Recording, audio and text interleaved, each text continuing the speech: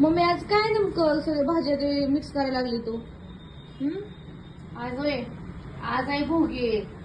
भोगी दिवशी असं या बघी चाकोताची भाजी, ह्याला चाकोताची भाजी म्हणते आपल्याकडं गावाकडं. चाकोताची भाजी आहे ही. आणि इथं पुण्यात म्हणते ती भोगीची भाजी. तर ह्या चाकोताची भाजी आज करायची असती. ह्याच्यात सगळं मिक्स गाजर, वाटाणा बी घातलाय, गाजर घातलाय, आता बोर चिरून घालते, वांग घालायचं त्याच्यात. हो ती कशी लागल भाजी? लई छान लागते. आज एक खायचं असते ग, मान असते आज त्या भाजीचा. ते खायचं असते सगळे.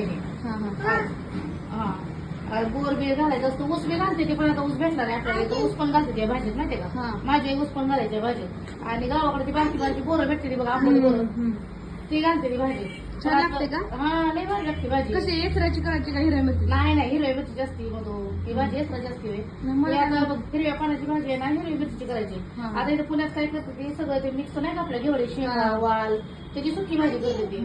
पण आपल्या इकडे गावाकडे सोलापूरला हे अशी चाकोताची भाजी करते ते. त्याच्यात वांग पण घालायचं, म्हणजे सगळंच घालायचं. बघ गाजर घातलंय, वाटाणा घातलाय, हरभरा पण घातलाय, खाली हरभरा आहे, हरभरा पण घातलाय सोलून.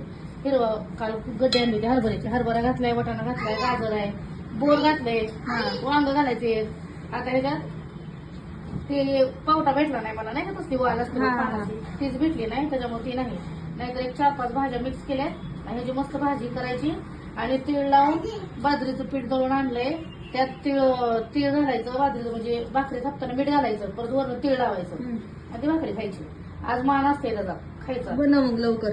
म्हणजे मला तर काय एवढं असं माहित नाही की बाबा हे काच खाते ते माहित नाही मला एवढं सगळं.